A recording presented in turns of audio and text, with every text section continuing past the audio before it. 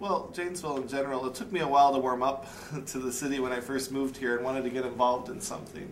I've always been interested in history and architecture and things like that. And so one year, just on the city newsletter, they had a call for openings for the Historic Commission. And I sent in a letter, and about a year later, I got a call. There was an opening, and I was there. So they got back to you within a year. Yeah, exactly. That's good to know. Let me make a note of that. Okay. But it's hard to get people to volunteer for things like that. So many people are. And how long have you been on the Historic Commission now? I've been on the commission about 4 years now.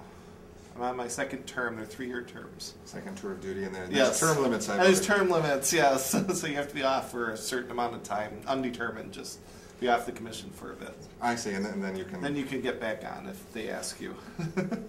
You called a year back, okay. Yeah. And what makes Janesville special, do you think, in terms of its historic buildings? Is it like every other city, or is it a little different, or is it very different? It's similar to a lot of cities, but the thing that has happened here in Janesville is we were at the forefront of preservation issues and designating historic districts and such in the state. We did a lot of our legwork for that back in the 1980s. We did surveys and things like that to identify all the historic buildings in the city. And that's when we put together the plans for the Courthouse Hill District and the 4th Ward and downtown. So you're to blame for that. Yes. That's the Historic Commission came about at that time too. Okay. And is there a neighborhood that you like best? Because you do tours, don't you? You do different tours. And, yes. We have. I hear people speak highly of those. Okay. Yes. I try. We have about 13 designated historic districts here in Janesville. So that's a lot for any city. That's a lucky number, I believe, right? It's pretty close, yeah. Close to that. And, Courthouse Hill is always a good place to take people. I mean, the people up there have always had a good sense of preservation, and they're large houses, and they look great, all fixed up and restored. And so that's an easy one to take people through and just show them, hey, this is what preservation can do. Now, one of the things that I think people are concerned about historic neighborhoods is that they want to do repairs, they want to do improvements, and then it comes out that they're not allowed to do that. And I believe, aren't you the people that come in and tell them that they can't? Sort of. It doesn't quite work that way. The only district that has a special overlay is the Courthouse Hill, and that was put in many years ago. What an overlay does on top of a historic district is it gives an extra level of protection to the buildings there. And it is a city ordinance that if they have to go to the city for a permit to get any exterior work done, they have to come to the Historic Commission for a design review. And that's where we come in. Very rarely do we tell people you can't do that. But you're supposed, the goal is to work with the homeowner to come to a good solution as much as possible. Do you see a lot of people that are coming in front of the Historic Commission because they're looking to do something? Quite a few throughout the year. I mean, they have to, whether it's changing out a window or putting siding up or reshingling their house or things like that. Things that you need a permit from the city for. Now, have you found to be volunteer rewarding experience?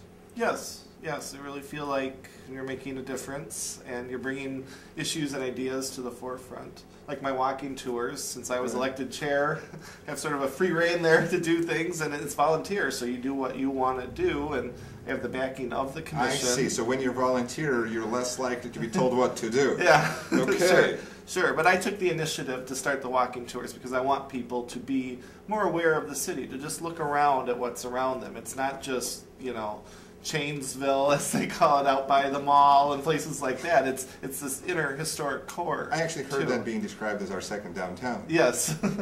Yes. So how do you feel about the efforts to revitalize downtown, or for that matter, the neighborhood revitalization plan that we're looking at with the Luke West and the 4th Ward? Sure. They're all very good. Anything that draws attention to here to show that we have, this is where Janesville's from. This is the core of Janesville. Up till 30 years ago even, that was what we have here, are these neighborhoods. It wasn't until that time that things started building up further out. And Janesville's been here about 170 years. And so people need to know about that past. It's not just the mall and that stuff. It's what's down here.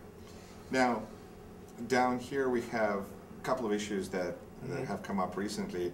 Is the old gas station. Yes. And that seems like a very interesting building with lots of potential uses. Yes.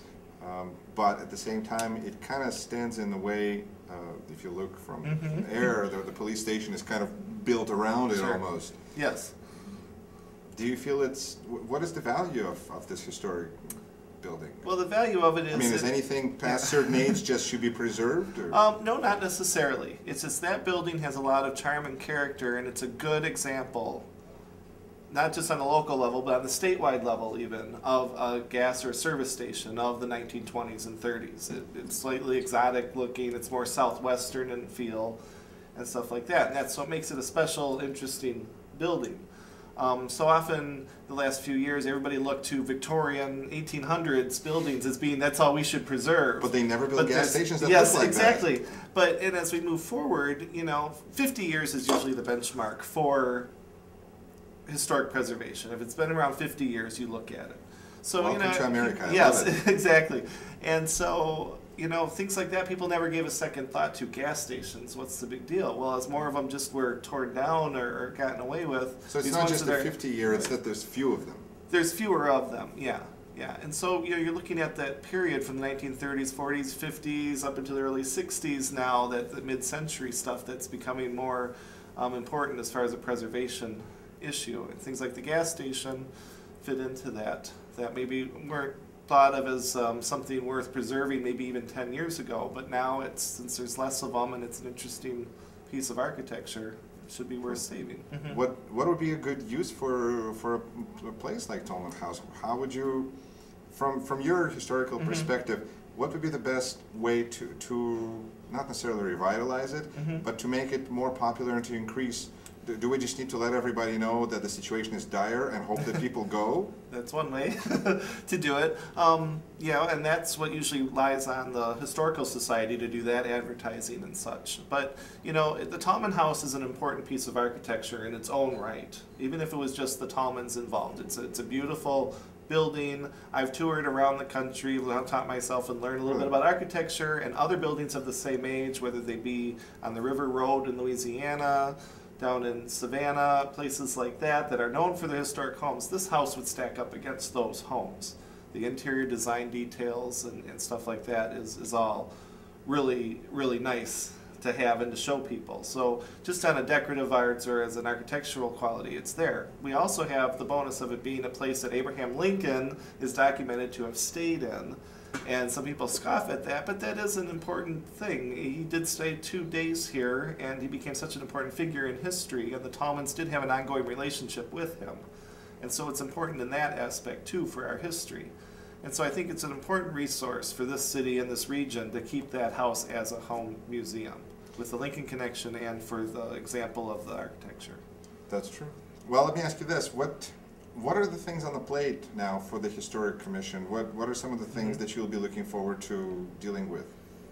If there's such a thing as looking forward to dealing with. Yeah. Well, the Historic Commission itself, every year, like just coming up in the next year, we continue every May is Preservation Month, and we sponsor a seminar, an expo, for the public to come in and get answers on either restoring their own home or structure, and also general topics we get speakers in from the State Historical Society to talk about the National Register and things like that. And also we have hands-on demonstrations on how you repair a window in your home or what colors to paint it. Your 100-year-old home. Yeah, exactly. And those are important things for people to learn, and then they really like it. And we've had a really good thing the last few years, a good turnout, and people are really interested in this city to do that. And also I'm going to keep doing the walking tours. I think that's really important, and it shows when you get 100 people showing up to take a walking tour. Book your tour early. Exactly. Okay. I know there's an untapped interest, a knowledge base that people want to learn here about what the community has to offer and enjoy all these districts that we have. And so next year my goal is to do one of each and every of these historic districts. So 13 tours? Give or take. Rich, well, thank you so much for joining us. Well, thank you. Very much appreciated. Good luck. Thank you. You too. Thank you for watching Discover Janesville. I'm Yuri Rashkin. I hope you learned